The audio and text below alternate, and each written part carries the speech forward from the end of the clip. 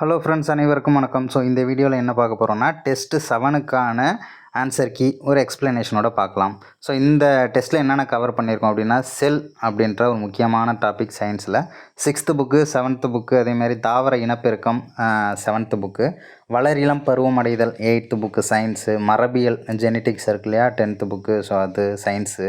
அப்புறம் பேங்கிங் வங்கியியல் மற்றும் பொருளாதார மேம்பாடு திட்டமிடல் அப்படின்ற பாடம் ரெண்டுமே ரொம்ப முக்கியமான பாடம். 12th எக்கனாமிக்ஸ் புக்கு, ஓகேவா. அதே மாதிரி அரசு நெறிமுறை உறுத்தும் கோட்பாடுகள், அதுக்கு வீடியோ ரெஃபர் பண்ண சொல்லியிருந்தேன். அதே மாதிரி ஜாகிரஃபியில் போக்குவரத்து மற்றும் தகவல் தொடர்பு அப்படிங்கிற ஒரு பாடம் இருக்குது. ஸோ அது வந்து 10th ஜாகிரஃபி. ஸோ அந்த யூனிட்டு எல்லாம் சேர்ந்தது தான் இந்த டெஸ்ட், ஓகேவா. ஸோ இதில் வந்து ஆன்சருக்கே ஒரு எக்ஸ்ப்ளனேஷனோட நம்ம ஃபுல்லாகவே வந்து பார்த்துடலாம். ஸோ இதில் ஃபஸ்ட்டு கொஷின் பார்க்கலாம். இந்திய ரிசர்வ் வங்கி தொடர்பான கூற்றுகளில் தவறானது எது அப்படின்றது இங்கே கொஸ்டின், ஓகேவா. இந்திய ரிசர்வ் வங்கி நமக்கு தெரியும், இந்தியாவின் மைய வங்கி அப்படின்லாம் சொல்லுவாங்க. ஆப்ஷன்ஸ் பாருங்கள். ஏன் சி தவறு அப்படின்றத பார்க்கலாம். பணவியல் கொள்கை மூலம் பண அளிப்பை மேலாண்மை செய்கிறது, ஓகேவா. பணவியல் கொள்கை, மானிட்டரி பாலிசி அப்படின்னு சொல்லுவாங்க. ஸோ அப்படி ஒரு பாலிசி யூஸ் பண்ணி பண அளிப்பை மேலாண்மை செய்கிறது. பண அளிப்பு அப்படின்னா புழக்கத்தில் இருக்கக்கூடிய பணம் தான் பண அளிப்பு அப்படின்றத சொல்லியிருப்பாங்க, ஓகேவா. ஸோ அந்த பண அளிப்பு, பண கட்டுப்பாடு எல்லாமே மேலாண்மை செய்யக்கூடிய ஒரு முக்கியமான ஒரு பேங்க் அப்படின்னா அது இந்திய ரிசர்வ் வங்கி. அடுத்தது இந்திய ரிசர்வ் வங்கி சட்டம் 1934 படி 1935 தொடங்கப்பட்டது, ஓகேவா. இந்திய ரிசர்வ் வங்கி எப்போ தொடங்கினாங்க அப்படின்னா 1935 ஏப்ரல் மாதம் 1ஆம் தேதி. இந்திய ரிசர்வ் வங்கி முட்டாள்கள் தினம் அன்னைக்கு தொடங்கினாங்க அப்படின்னு சொல்லிட்டு நான் படிச்சிருப்பேன், ஏப்ரல் 1. அதுவே நேஷனலைஸ் பண்ணது வந்து பார்த்தோம் அப்படின்னா நமக்கு ஜனவரி 1, 1949, ஓகேவா. ஸோ எந்த சட்டத்தை யூஸ் பண்ணி அப்படின்னா 1934. வங்கியின் மூலதனம் தொடக்கத்தில் ரூபாய் 1000 மதிப்பு கொண்ட சம பங்காக பிரிக்கப்பட்டு தனியாரிடம் இருந்தது அப்படின்றது தவறு. ஏன் அப்படின்னா ரூபாய் 1000 கிடையாது, ரூபாய் 100.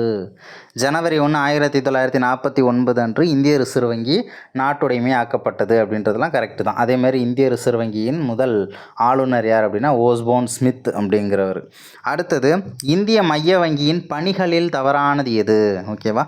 ஸோ இந்திய மைய வங்கின்றது எங்கே இருக்குது, ஓகேவா. அதனுடைய முதல் தலைமையகம் எங்கே இருந்துச்சு, 2வது தலைமுகம் அதாவது இப்போது எங்கே இருக்குது அப்படின்றதையும் கமெண்ட்டில் மறக்காமல் சொல்லுங்கள். இந்திய மைய வங்கியின் பணிகளில் தவறானது எது. இந்தியாவில் நாணயங்களை நிதி ஆணையம் அச்சிடுகிறது அப்படின்றது இங்கே தவறானது. ஏன் தவறு அப்படின்றது நம்ம தெரிஞ்சுக்கணும்ல. ஒரு விஷயத்தை தப்பு அப்படின்னு நம்ம முடிவு பண்ணுறோம் அப்படின்னா அப்போ என்ன ஆன்சரு, அப்போ என்ன ஆன்சர் சரியான ஆன்சர் அப்படிங்கிறத நமக்கு தெரிஞ்சிருக்கணும். இந்தியாவில் நாணயங்களை நிதி அமைச்சகம் அச்சிடுகிறது, ஓகேவா. ஃபினான்ஸ் கமிஷன் கிடையாது, finance ministry. Second one, B option. இந்தியாவில் வணிக வங்கிகள் தொடங்க பிரிவு 22 படி உரிமம் பெற வேண்டும். லைசன்ஸ் வாங்கணும். இந்தியாவில் ஏதாவது ஒரு வணிக வங்கி, கமர்ஷியல் பேங்க் தொடங்கணும் அப்படின்னா இந்திய ரிசர்வ் வங்கி அதனுடைய ஒரு ஆர்டிகிள், ஓகேவா. இப்போ கான்ஸ்டியூஷனில் ஆர்டிகிள் இருக்கிற மாதிரி பேங்கிங்னு ஒரு ஆர்டிகிள் இருக்குது. ஸோ ஆர்டிகிள் 22 யூஸ் பண்ணி, அந்த பிரிவை யூஸ் பண்ணி லைசன்ஸ் வாங்கணும். இது மத்திய அரசுக்கும் மாநில அரசுகளுக்குமான வங்கியாக செயல்படுகிறது. கரெக்டு தான். இந்திய அரசுக்கு ப்ளஸ் மாநில அரசு, ஓகேவா. ஸோ அனைத்து மாநிலங்களுக்குமான ஒரு வங்கியாகவும் செயல்படுகிறது. அடுத்தது போலியான பணத்தை கட்டுப்படுத்தும் பொறுப்பு மைய வங்கிக்கு உண்டு, ஓகேவா. 3வது கேள்வி பார்க்கலாம். டேஸ் சொல்லான ரௌப்பியா என்ற சொல்லிலிருந்து ரூபாய் என்ற வார்த்தை தோன்றியது. சமஸ்கிருத சொல், ஓகேவா. ரௌப்பியா அப்படிங்கிறது சமஸ்கிருத சொல். ரூபாய்க்கான குறியீடு தெரியும்ல. குறியீடு பார்க்குறதுக்கு மேலே 2 கோடு ஒரு டிசைனாக போட்டிருப்பாங்க தெரியுங்களா. ரோமன் லெட்டரில் தலைகீழே போட்ட மாதிரி இருக்கும். ஸோ அந்த குறியீடு யாரால் வடிவமைக்கப்பட்டது அப்படின்னா உதயகுமார் அப்படிங்கிறவர் வடிவமைச்சிருப்பார், ஓகேவா. ஸோ அதெல்லாம் நம்ம தெரிஞ்சுக்கணும். இந்திய ரூபாய் குறியீடு யாரால் வடிவமைக்கப்பட்டது அப்படின்றது. அவர் எங்கே இருந்த ஐஐடியில் படித்தார் அப்படின்றத கமெண்ட்டில் மறக்காமல் சொல்லுங்கள். தெரியலைன்னா கொஷினாக டைப் பண்ணி கொஷின் மார்க்காச்சும் போடுங்க, நான் ஆன்சர் பண்ணுறேன். அடுத்தது 4வது கேள்வி. இந்திய மைய வங்கியின் பணிகளில் தவறானது எது. அரசின் வங்கியாக செயல்படுகிறது. கவர்மெண்ட்டோட பேங்க் தான், கரெக்டு. அயல்நாட்டு செலாவணியின் பாதுகாவலனாக உள்ளது, அதுவும் கரெக்டு தான். அயல்நாட்டு செலாவணியோட பாதுகாவலன் யார் அப்படின்னா இந்திய மைய வங்கி தான், ஓகேவா. அதே மாதிரி அந்நிய செலாவணி மேலாண்மை சட்டம், அந்நிய செலாவணி கட்டுப்பாட்டு சட்டம் அப்படிங்கிற 2 சட்டம் இருக்குது. அந்நிய செலாவணி மேலாண்மை சட்டம் எப்போது அப்படின்னா 1999. அதுவே அந்நிய செலாவணி கட்டுப்பாட்டு சட்டம் அப்படின்னா 1974 1974 அப்படிங்கிறது நமக்கு ஆன்சர். இந்திய வங்கி அமைப்புகளை நெறிப்படுத்துகிறது. இந்தியாவில் இருக்கக்கூடிய எல்லா பேங்க்குக்கும் லீடர் யார் தான், ஹெட் யார் தான், ஆர்பிஐ தான். அதே மாதிரி மத்திய மாநில அரசுக்கு பாலமாக செயல்படுகிறது அப்படின்றதுலாம் அதுக்கு கிடையாது. மத்திய மாநில அரசுக்கு பாலம்லாம் கிடையாது. மத்திய அரசுக்கும் மாநில அரசுக்கும் பாலமாக இருக்கக்கூடியது யார் அப்படின்னா நமக்கு கவர்னர் தான். ஓகேவா, கவர்னர்னால் மாநில ஆளுநர் இருக்கார் இல்லையா, ஸோ அவர் ஆர்பிஐயோட ஆளுநர் கிடையாது. 5வது கேள்வி, சரியான விடையை தேர்ந்தெடு. கூற்று, வணிக வங்கிகள் கடைநிலை கடன் ஈவோன் என அழைக்கப்படுகிறது. ஓகேவா, ஸோ அதற்கான காரணம் என்ன? வணிக வங்கிகளுக்கு தீர்க்க இயலாத நிதி சிக்கல்கள் ஏற்படும் போது நிதிக்கான ஆதாரங்கள் இல்லாத சூழ்நிலையில் அந்த சிக்கல்களில் இருந்து மீள்வதற்கு இந்திய ரிசர்வ் வங்கி ஈட்டுக்கடனை அளித்து உதவுகிறது. கரெக்ட் தான். ஆனால் கூற்று தவறுன்னு சொல்லியிருக்காங்களே. ஏன் அப்படின்னா வணிக வங்கிகள் கடைநிலை கடன் ஈவோன் கிடையாது.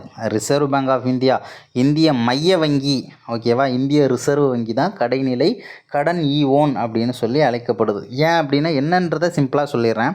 ஒன்றும் கிடையாது. நான் இப்போ ஆர்பிஐயாக இருக்கேன். இந்த வீடியோ பார்க்குற நீங்கள் கமர்ஷியல் பேங்க், ஒரு வணிக வங்கி, ஏதோ ஒரு ப்ரைவேட் பேங்க்கு, ஸோ ஒரு கமர்ஷியல் பேங்க்காக இருக்கீங்க. ஓகேவா, இப்போ உங்கள்கிட்ட அமௌண்ட்டே இல்லை, பேங்க்கு திவால் ஆக போகுது. அந்த டைமில் என்ன பண்ணுவேன், நான் அதெல்லாம் திவால்லாம் ஆக விட மாட்டேன். நான் உங்களுக்கு ஒரு அமௌண்ட்டை கொடுத்து உங்களை காப்பாற்றி விடுவேன். ஓகேவா, ஆனால் அதுக்கு நான் டேக்ஸ் இல்லை, அதற்கான இன்ட்ரெஸ்ட்டு போட்டு நான் வாங்கிப்பேன். ஓகேவா, நான் அவ்வளோ உனக்கு அமௌண்ட்டு தரேன், உன் பேங்கை நீ காப்பாற்றிக்கோ, ஆனால் அதுக்கான வட்டியை என்கிட்ட கொடுத்துரு அப்படின்னு சொல்லி நான் வட்டியே வாங்கிப்பேன். அந்த வட்டியை தான் ரெப்போ ரேட்டு அப்படின்னு சொல்லுவாங்க. ஓகேவா, நான் உங்களுக்கு கொடுத்து உங்களை காப்பாற்றுறதுனால தான், கடைநிலையில் கூட உங்களை விடாமல் நான் பிடிச்சிருக்கேன்ல, அதுதான் கடைநிலை கடன் ஈவோன் அப்படின்னு சொல்லி ரிசர்வ் பேங்க் ஆஃப் இந்தியாவை சொல்கிறாங்க. 6வது கேள்வி பார்க்கலாம். சரியான விடையை தேர்ந்தெடு.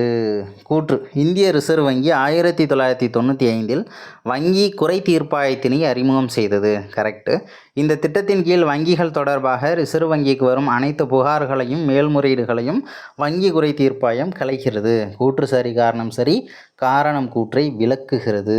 7வது கேள்வி, வணிக வங்கிகளுக்கு மைய வங்கி குறுகிய கால கடன் வழங்கும் போது விதிக்கும் வட்டி விகிதம். சொன்னல ஒரு கதை, நான் நீங்கள் திவாலாக போகும்போது நான் உங்களுக்கு ஒரு காசை கொடுத்து அதுக்கான வட்டியை வாங்கிப்பேன் அப்படின்னு.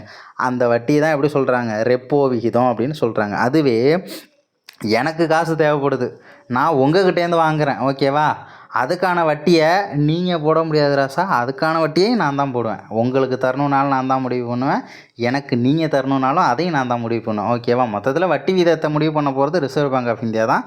உங்கள்கிட்டேருந்து நான் வாங்கினா மீல் ரெப்போ ரேட்டு, அதுவே நான் உங்களுக்கு கொடுத்தேன் அப்படின்னா அது ஓகேவா ரெப்போ.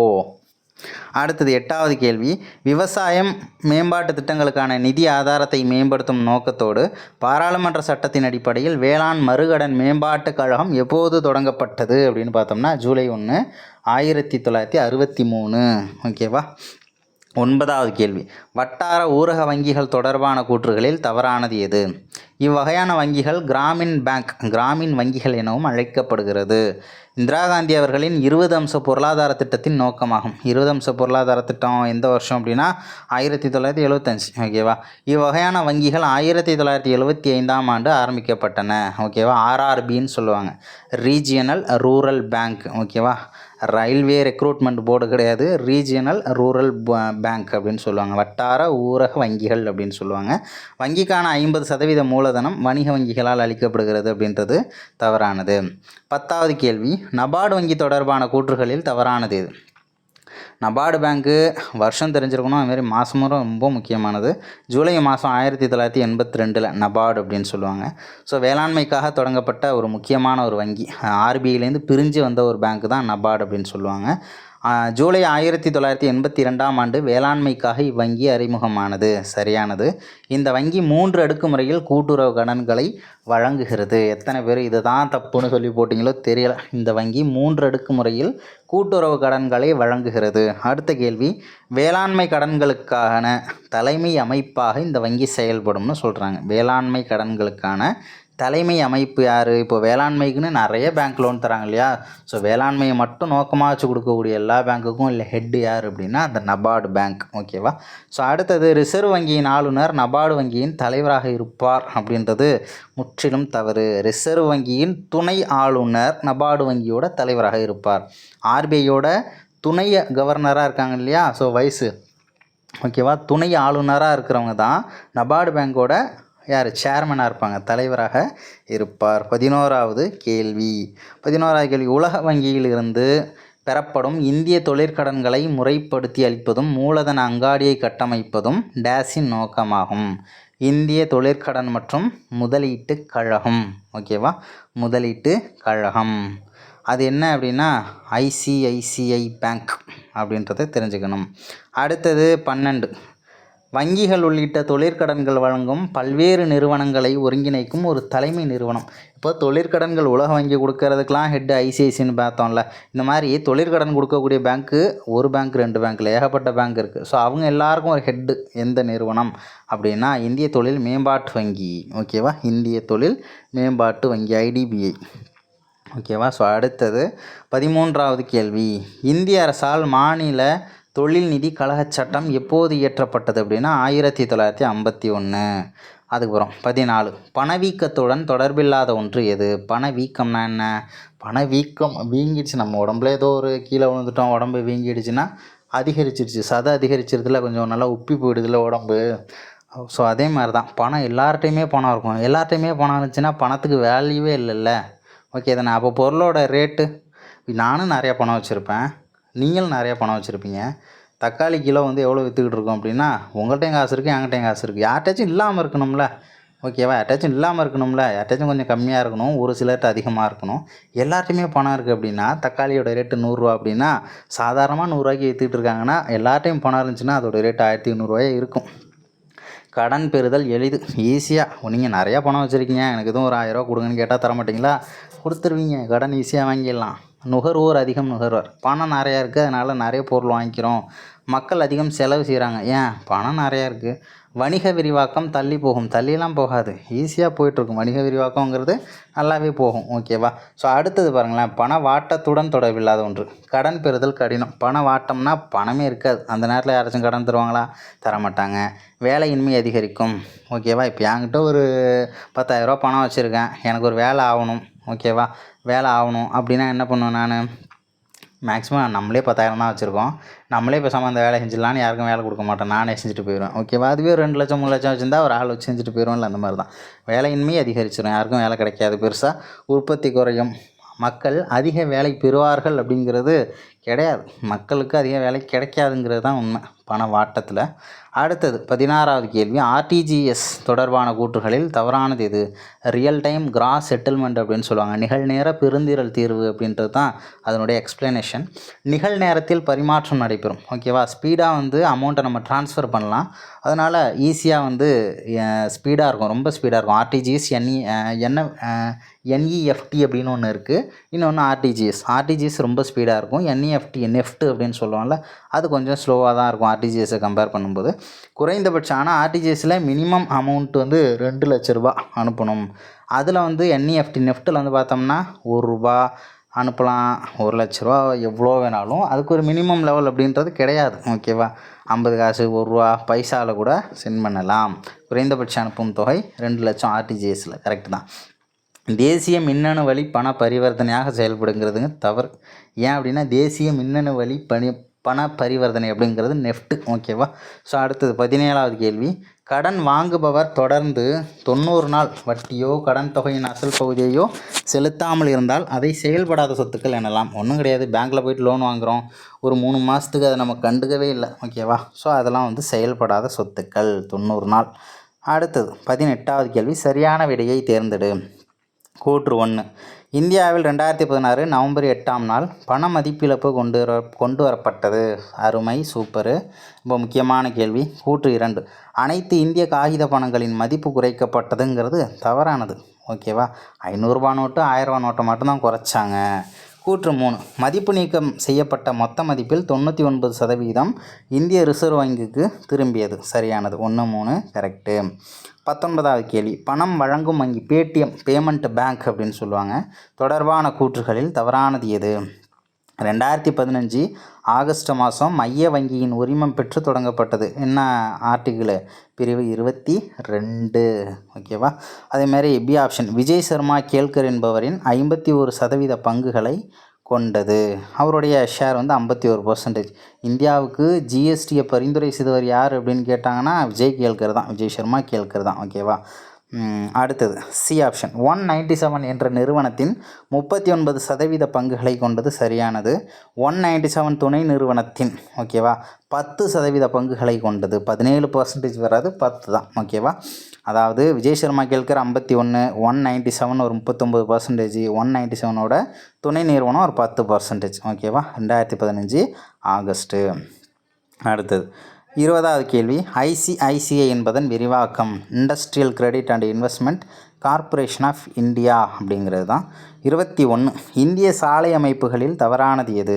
இந்தியாவில் மிக நீளமான தேசிய நெடுஞ்சாலை NH44 அப்படின்னு சொல்லுவாங்க. 47A அப்படிங்கிறது குறைந்த நீளம் கொண்ட இந்தியாவோட தேசிய நெடுஞ்சாலை. மிக நீளமானது அப்படின்னா NH44. இது காஷ்மீர் முதல் கன்னியாகுமரி வரை நீண்டுள்ளது. சரியானது. சாலையோட மொத்த நீளம் 4076 கிலோமீட்டர் தூரம். சரியானது. தரைவழி மற்றும் நெடுஞ்சாலைத்துறை அமைச்சகம் மினிஸ்ட்ரி இருக்காங்க இல்லையா, அவங்க தான் வந்து இந்த நெடுஞ்சாலைகளுக்கு பொறுப்பு அப்படின்றத தெரிஞ்சுக்கணும். 22வது கேள்வி, தவறானது எது? தேசிய நெடுஞ்சாலைகள் இந்திய சாலை போக்குவரத்தின் முக்கியமான அமைப்பு. சரியானது. ஊரக சாலைகள் மாவட்ட பஞ்சாயத்துகளால் பராமரிக்கப்படுகிறது. ரூரல். ஓகேவா? ரூரல்னால் ஊரகம் இல்லையா? ஊரக சாலைகள்லாம் வந்து கிராம பஞ்சாயத்து தான் பராமரிக்கிறாங்க. மாநில நெடுஞ்சாலைகள் மாநில அரசால் பராமரிக்கப்படுகிறது. கரெக்டான ஒரு ஆன்சரு. மாவட்ட சாலைகள் பொதுப்பணித்துறை. ஓகேவா? மாவட்ட சாலைகள்லாம் பொதுப்பணித்துறையினரால் பராமரிக்கப்படுது. ஊரக சாலைகள் வந்து வில்லேஜ் பஞ்சாயத்து கிராம பஞ்சாயத்துகளால் பராமரிக்கப்படுகிறது. மாவட்ட பஞ்சாயத்துன்றது தவறானது. 23வது கேள்வி, தங்க நாற்கர சாலையின் நீளம் 58-46. ஓகேவா? 58-46 கிலோமீட்டர். அடுத்தது 24வது கேள்வி, வடக்கு ரயில்வே புதுடெல்லி தலைமையகம், வடகிழக்கு ரயில்வே கோரக்பூர், கிழக்கு ரயில்வே புவனேஸ்வர் அப்படிங்கிறது தவறானது. ஓகேவா? ஸோ அடுத்தது மேற்கு ரயில்வே அப்படிங்கிறது மும்பை சர்ச் கேட் அப்படிங்கிறது நமக்கு சரியானது. கிழக்கு ரயில்வே அப்படின்னா நமக்கு கொல்கத்தா வந்துடும். ஓகேவா? தென்கிழக்கு, கிழக்கு, ஸோ இதெல்லாமே. ஸோ அடுத்தது 25வது கேள்வி, ஓகே, இந்திய மெட்ரோ போக்குவரத்து தொடர்பான கூற்றுகளில் தவறானது எது? இந்தியாவில் 8 நகரங்களில் மெட்ரோ சேவை வழங்கப்படுகிறது. சரியானது.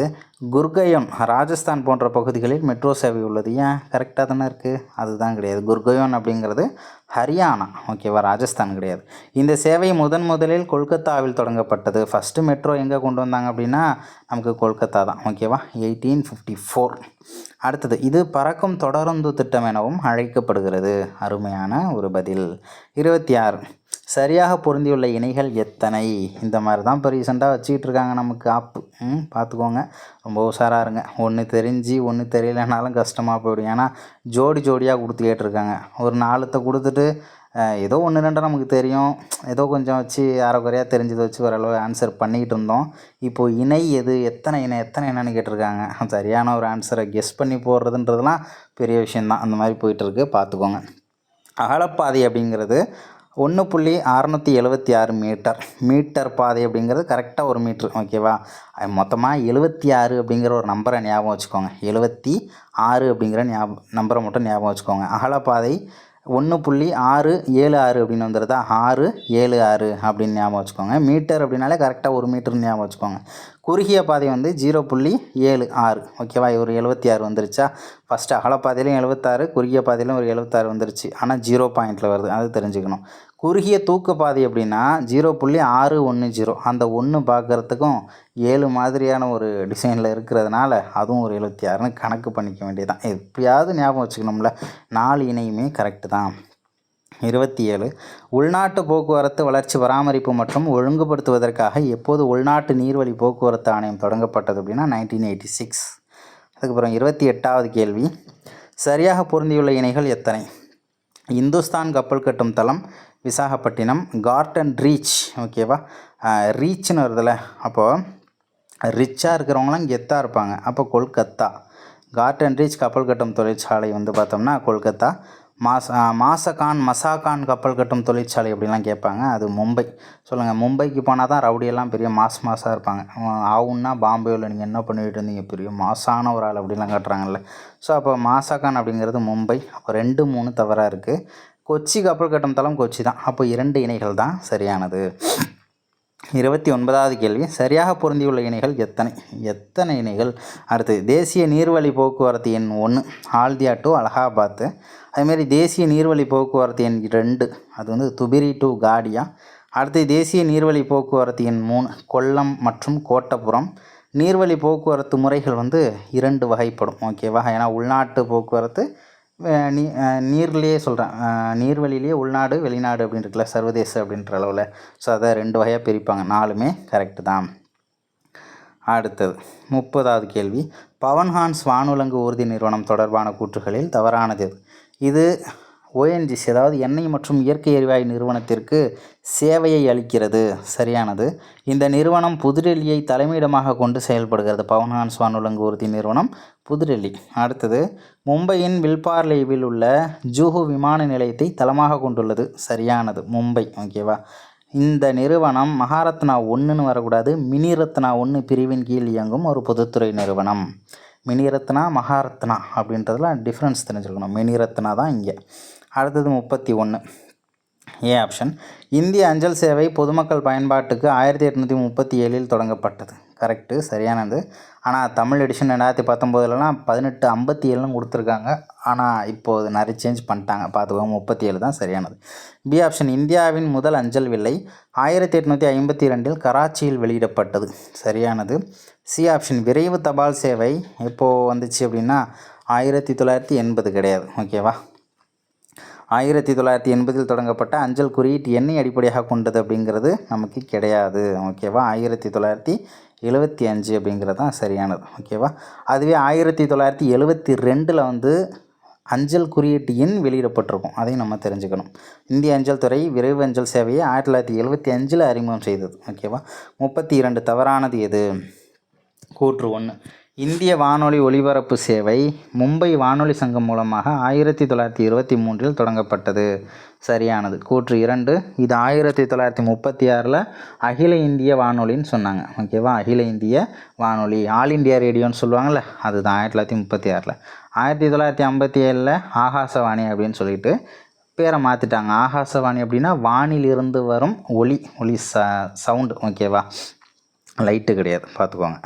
அடுத்தது 3மே கரெக்ட் தான். அது 33வது கேள்வி, இந்திய விண்வெளி ஆராய்ச்சி மையம் இஸ்ரோ ஓகேவா 1969 நிறுவியிருப்பாங்க. நாசா எப்போது நிறுவப்பட்டது அப்படின்னா 59. இஸ்ரோ எப்போ நிறுவனாங்கன்னா 1969.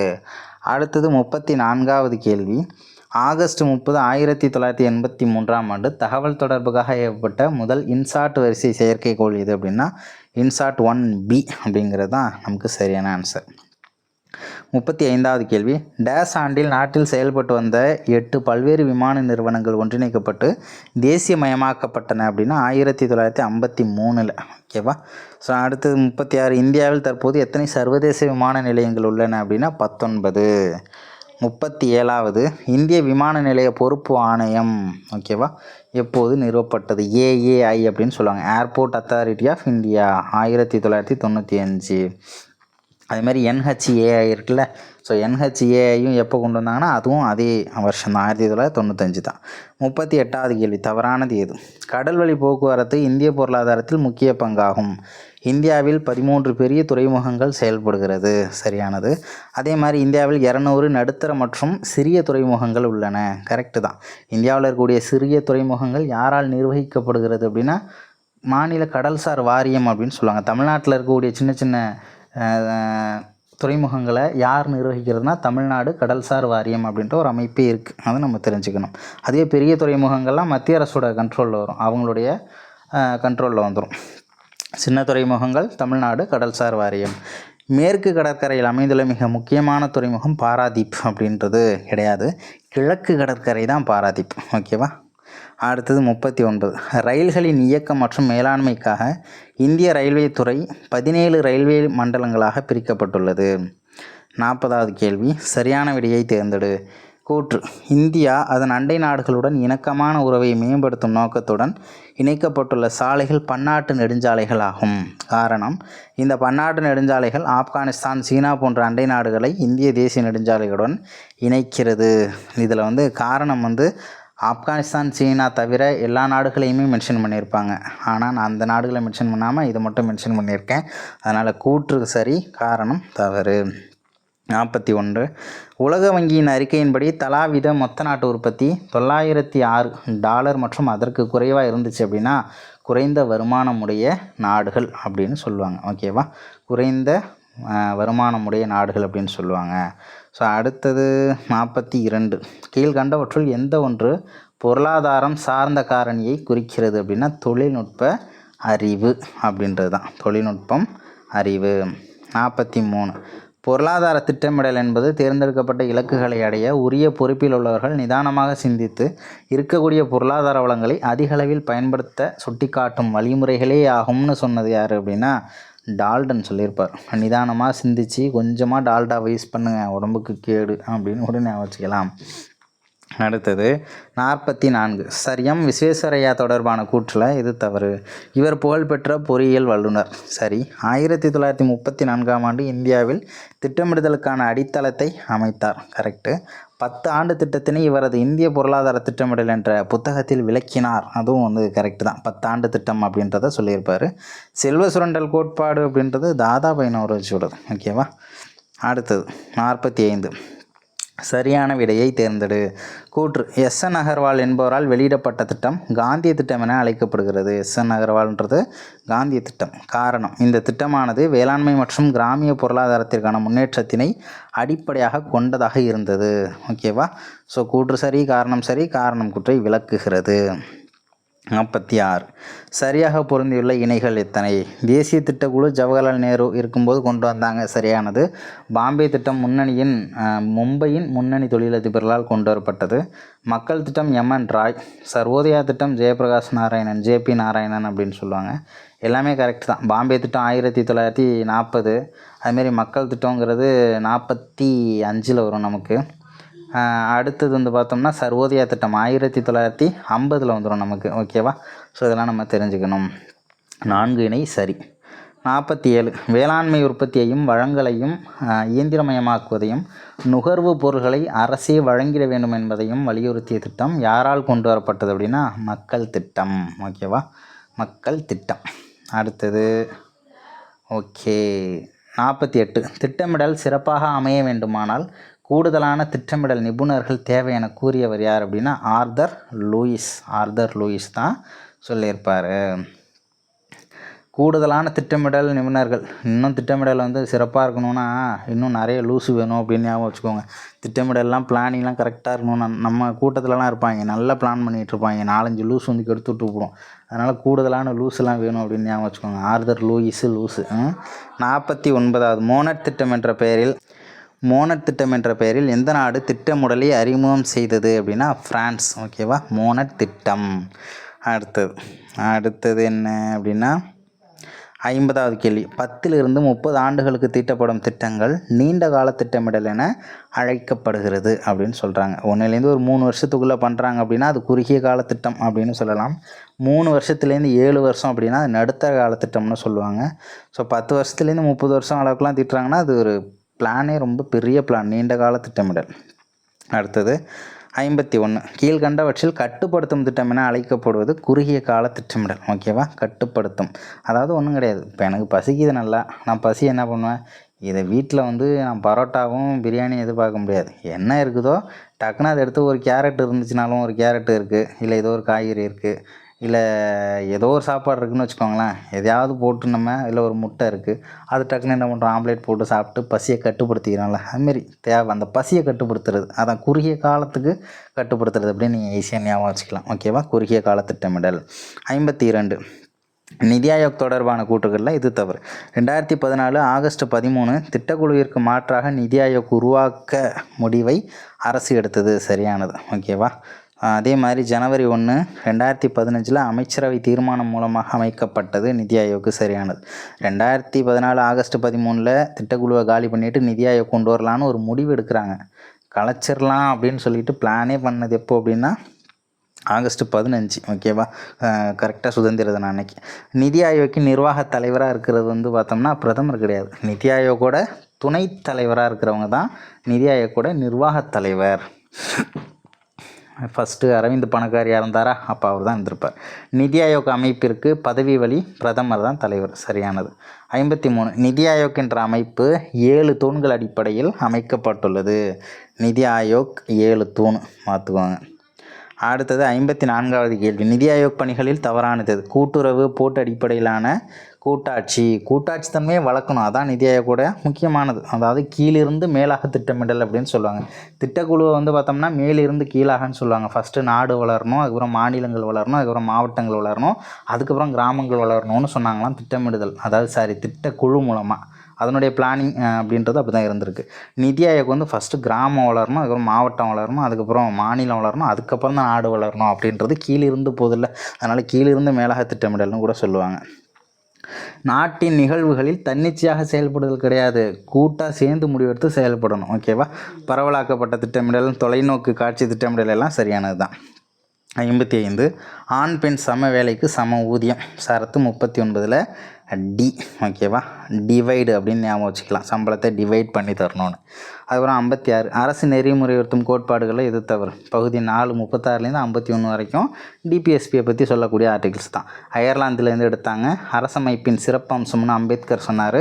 அரசமைப்பின் மனசாட்சி அப்படின்னு சொன்னது வந்து நமக்கு யார், கோபாலசாமி சொன்னாரா அப்படின்னா கிரான்வில் ஆஸ்டின் தான் நமக்கு சொல்லியிருப்பார். கோபாலசாமி கிடையாது, கிரான்வில் ஆஸ்டின்.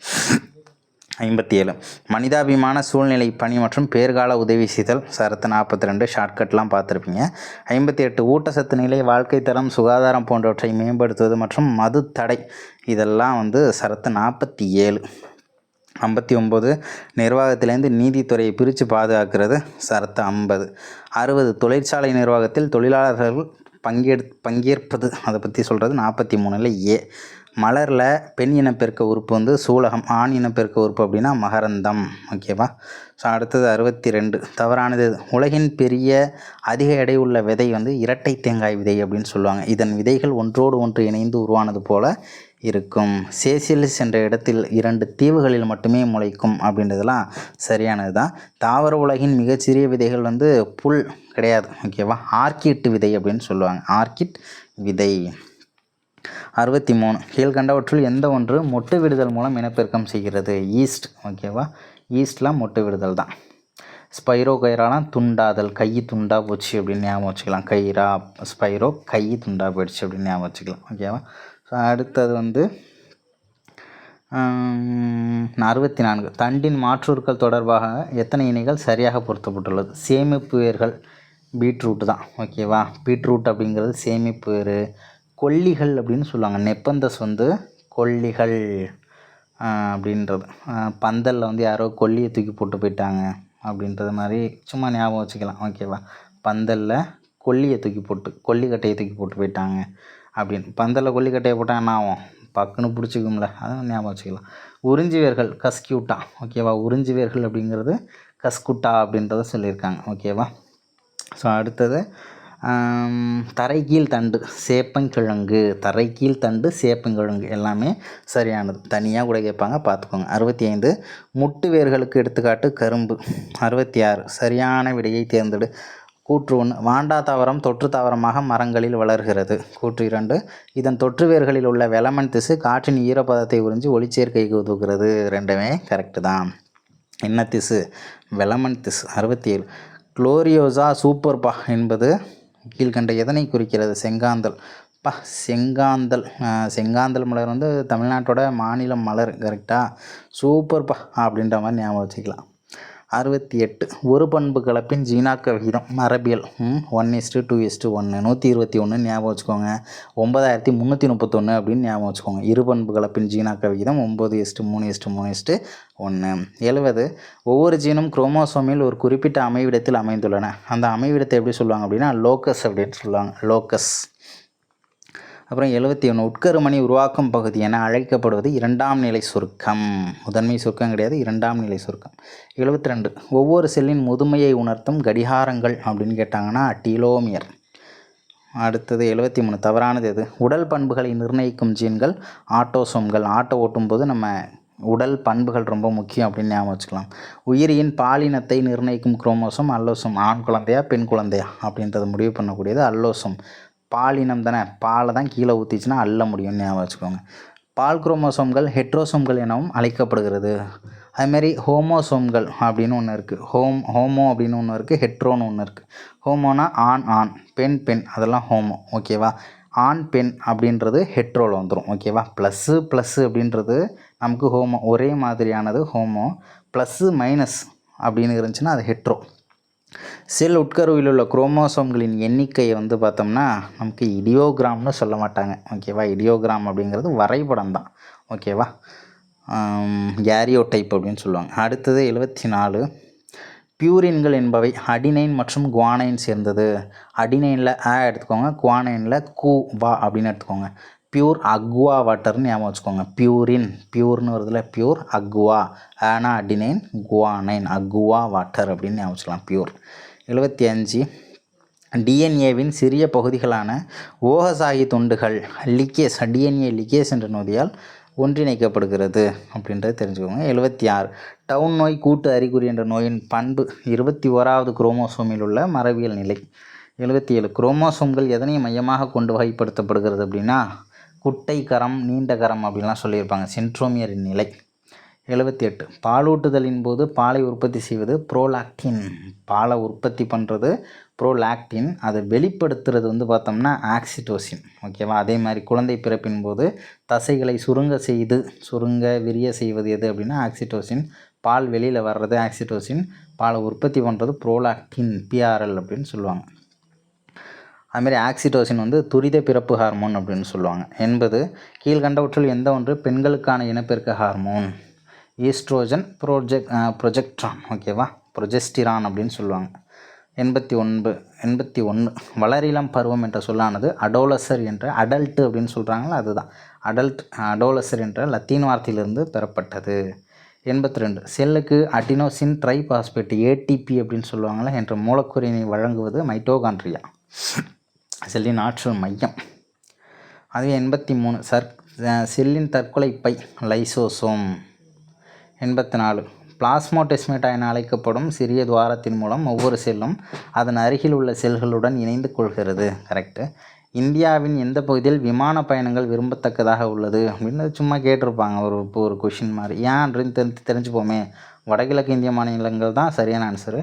வடகிழக்கு இந்திய மாநிலங்கள், அதுவே நம்ம தெற்கு பக்கமாக ஃப்ளைட்டு போகுதுன்னு வச்சுக்கோங்க, வெறும் கடலாக இருக்கும். வடக்கு பக்கமாக போச்சுன்னா பாலைவனமாக இருக்கும். ஜம்மு காஷ்மீர் அந்த பக்கம் மேற்கு பக்கமாக போச்சு அப்படின்னா ஒரே மலை, வெறும் எப்படி சொல்கிறது, பனி அதிகமாக இருக்கும், அந்த மாதிரி இருக்கும்.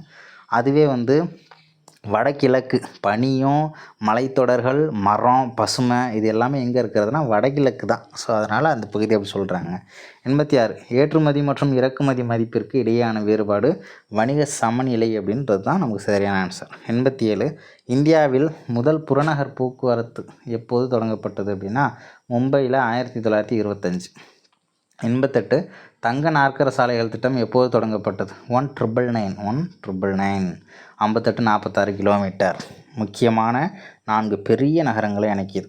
டெல்லி, அப்படியே நம்ம இந்தியாவில் மேப்பு போட்டோம்னா எங்கெங்கெல்லாம் பெரிய இடம் இருக்குது. டெல்லி ஒன்று, இந்த பக்கம் கிழக்கு கொல்கத்தா, நம்ம பக்கம் சென்னை, இந்த பக்கம் மேற்கு பார்த்தோம்னா மும்பை. ஸோ இந்த 4 பகுதியும் ஒரு டைமண்ட் ஷேப்பில் இணைக்கும் தங்க நாற்கரம். 89 நாட்டின் எல்லைகளையும் மாநிலங்களின் தலைநகரங்கள், முக்கிய துறைமுகங்கள், ரயில் நிலையங்கள், முக்கிய சுற்றுலா மையங்கள், முக்கிய தொழில் மையங்கள் ஆகியவற்றை இணைக்கும் சாலைகள் தேசிய நெடுஞ்சாலைகள், நேஷ்னல் ஹைவேஸ். ஓகேவா? ஸோ அடுத்தது 90வது கேள்வி. இந்தியாவில் எந்த மாநிலம் மிகுந்த நகரமயமாக்கப்பட்ட பகுதியாக உள்ளது அப்படின்னா கோவா. அதுவே எது ரொம்ப கம்மி அப்படின்னு பார்த்தோம்னா இமாச்சல பிரதேசம் ரொம்ப குறைவு. மிகுந்த அப்படின்னு கேட்டாங்கன்னா கோவா. 91 மாறுபட்ட போக்குவரத்து வகை எது? சாலை வழி, குழாய் வழி, ரயில்வே எல்லாம் நிலத்தில் இருக்கக்கூடியது. உள்நாட்டு நீர்வழிங்கிறது நீர்வழி போக்குவரத்தில் வந்துடும். 92 பகுதி நேர தொழிலாளர்கள் என அழைக்கப்படுபவர்கள் 6 மாதம் அப்படி இல்லைன்னா 183 நாள் வேலை செஞ்சாங்கன்னா அவங்களாம் பார்ட் டைமாக ஒர்க் பண்ணுறவங்க. வருஷத்தோட பெரும்பகுதியை வேலை செய்கிறவங்க முழு நேர பணியாளர்களாக இருப்பாங்க. ஓகேவா? ஸோ அடுத்தது 93 கிராமங்களிலிருந்து மக்கள் நகரங்களுக்கு இடம்பெயர்வதற்கான காரணிகளில் எது தவறு? அதிகமாக வேலைவாய்ப்பு வில்லேஜ்லேருந்து சிட்டிக்கு போனால் நிறைய வேலை கிடைக்கும். தொழில்துறைகள் அதிகமாக நிறைய கம்பெனிஸ் இருக்கிறதுனால வேலை கிடைக்கும். நல்ல சம்பளம் தருவாங்க. முதல்நிலை தொழில் வளர்ச்சிலாம் இருக்கவே இருக்காது. 2ஆம் நிலை தொழில் வளர்ச்சின்னு கொடுத்துருந்தாங்கன்னா அது கரெக்டு. முதல்நிலை தொழில் வளர்ச்சி அப்படின்றது நமக்கு வேளாண்மையை குறிக்கக்கூடியது. ஓகேவா? அதனால் அது தவறு. 94 மக்கள் தொகை அடர்த்திங்கிறது 1 சதுர கிலோமீட்டர் பரப்பளவில் வசிக்கும் மக்களோட எண்ணிக்கை. 95 யூனியன் பிரதேசமான புதுச்சேரியில் பாலின விகிதம் செக்ஸ் ரேஷியோ வந்து பார்த்தோம்னா 1000 ஆண்களுக்கு 1038 பெண்கள் அதிகமாக தான் இருக்காங்க. கேரளாவில் 1084. ஓகேவா? அதே 940ங்கிறது நம்ம இந்தியாவுக்கு டோட்டலாக வரும். 995ங்கிறது தமிழ்நாட்டில், 940 ஓவரால் இந்தியாவுக்கு தேசிய அளவில். அதேமாரி 1041 அப்படிங்கிறது யாருக்கு வரும் அப்படின்றத கமெண்ட்டில் சொல்லுங்கள். ஸோ அடுத்தது 96 இந்தியாவில் உழைக்கும் மக்கள் தொகை 15 வயசுலேருந்து 60 வயசு வரைக்கும் வேலை செய்கிறாங்கல்ல, ஸோ அவங்கள தான் உழைக்கும் மக்கள் தொகைன்னு சொல்கிறாங்க. 15 வயசுக்கு கீழே இருக்கிறவங்களாம் குழந்தை, அதேமாரி 60 வயசுக்கு மேலே இருக்கிறவங்களாம் நாட் எலிஜிபிள், அவங்களால முடியாது, வயசானவங்க அப்படின்ற மாதிரி கணக்கு வச்சிடுறாங்க. ஆனால் அப்படி இல்லை, அப்படியே உல்ட்டாவாக தான் நடந்துக்கிட்டு இருக்கு. வயசானவங்கன்னு எவ்வளோ பேர் வேலை செஞ்சுக்கிட்டு தான் இருக்காங்க. இருந்தாலும் நமக்கு டேட்டா தான் முக்கியம். 97 நினைவு சின்னங்கள் தேசிய முக்கியத்துவம் வாய்ந்த கலாச்சார இடங்கள் மற்றும் பொருள்களை பாதுகாத்தல் பற்றி கூறும் அரசியலமைப்பு சரத்து 49. 98 மக்கள் நல அரசு அப்படின்னு தான் கேட்பாங்க. 38 ரொம்ப முக்கியமான ஆர்டிகல். 99 பசுவதை தடுப்பு பற்றி கூறும் அரசியலமைப்பு சரத்து எது அப்படின்னா 48. 100வது கேள்வி கூட்டுறவு சங்கங்களின் ஊக்குவிப்பு என்பது பற்றி கூறும் அரசியலமைப்பு சரத்து 43B. இந்த சரத்து எந்த சட்டத்திருத்தத்தின்படி இணைக்கப்பட்டது? ரொம்ப முக்கியமான கேள்வி, ரிப்பீட்டட் கொஸ்டின் பார்த்துக்கோங்க. 97வது அரசமைப்பு சட்ட திருத்தம் 2011ங்கிறது தான் நமக்கு ஆன்சர். ஸோ இதோட நல்லா அண்டர்ஸ்டாண்ட் ஆகிருக்குன்னு நினைக்கிறேன். எவ்வளோ மார்க்ஸ் எடுத்தீங்க அப்படின்றத மறக்காமல் கமெண்ட்டில் சொல்லுங்கள். தேங்க்யூ.